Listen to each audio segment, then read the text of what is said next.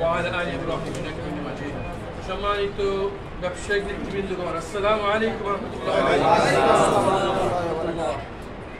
আমরা সেই সংগঠন হতে চাই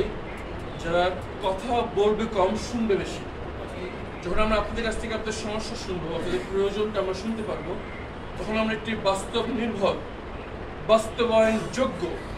এবং যেটা আপনাদের প্রয়োজন সেরকম একটি ইশতেহার আমরা ঘোষণা করতে পারবো ইনশাআল্লাহ আমরা এখন এমন অবস্থায় আছি যেখানে আমরা মানুষের কাছে যাচ্ছি এবং বলছি যে আপনাদের সমস্যাগুলো আমাদেরকে বলুন কোন সমস্যা আপনাদের কষ্ট দিচ্ছে কোন বিষয়ে আপনাদের এর আগে কোনো জনপ্রতিনিধি কাজ করেনি আপনাদের এই সমস্যাগুলো নিয়েই আমরা আমাদের দিক নির্দেশনা ঠিক করবো ইনশাআল্লাহ আজকে আপনাদের কাছে আসা সেই পরিকল্পনার অংশ হিসেবে আজকে কিন্তু আমরা ভোট চাইতে আসি নাই আজকে আমরা শুনতে আসছি আমরা যদি শুনি তাহলে হয়তো আমরা আপনাদের খেদমতটা সঠিকভাবে করতে পারবো ইনশাআল্লাহ আমরা আপনাদের কাছ থেকে আহ্বান করছি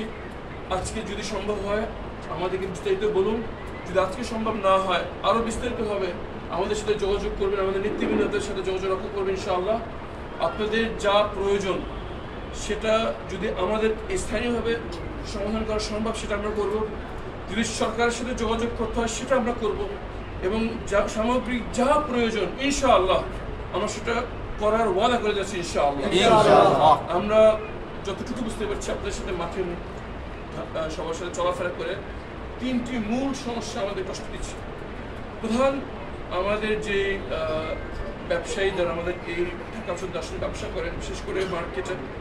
তাদের একটি অন্যতম সমস্যা হচ্ছে আমাদের ফুটপাথের অবৈধ ব্যবসার যে স্থাপনা রয়েছে এই ব্যাপারে আমরা এমন একটি ব্যবস্থা নেব যাতে যারা মূল ব্যবসায়ী বৈধ ব্যবসা করছেন তাদের ব্যবসার সমস্যা না হয় এবং যারা ছিন্নমূল ব্যবসায়ী ক্ষুদ্র ব্যবসায়ী তাদেরও পুনর্বাসনের একটা ব্যবস্থা হয় ইনশাআল্লাহ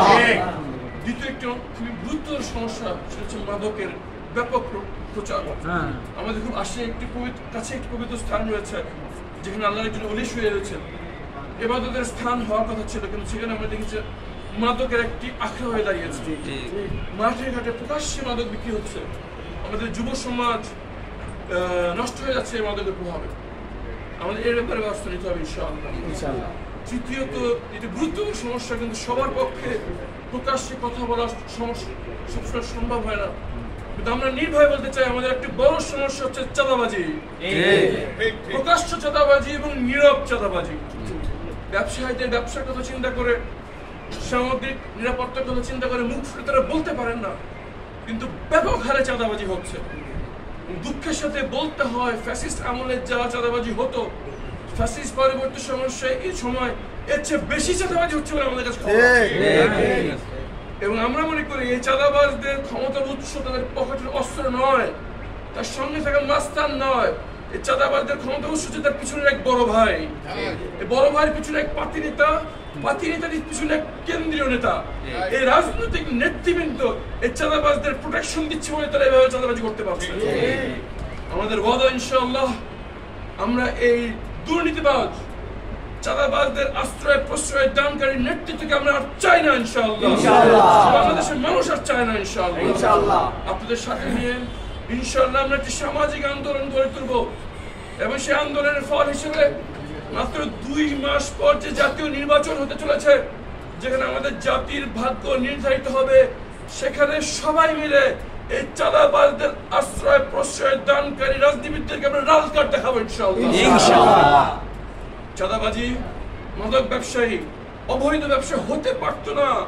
যদি রাজনীতিবিদরা এদেরকে ছত্রছায়া না দিতে আমরা এমন রাজনীতিবিদ চাই যারা বৈধ ব্যবসাকে সমর্থন দিবেন বৈধ ব্যবসায় উৎসাহিত করবেন অবৈধ ব্যবসাকে কোনো মতে যদি গড়ে উঠতে না পারে সেই জন্য বাধা প্রদান করার কথা কিন্তু হচ্ছে উল্টোটা সুতরাং ভাইয়ের আমার আমরা যদি দেশকে পরিবর্তন করতে চাই আমরা যে দেশ পেয়েছি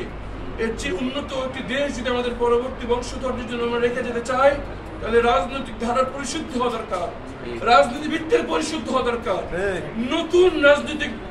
শক্তি দরকার যারা বৈধকে সমর্থন করবে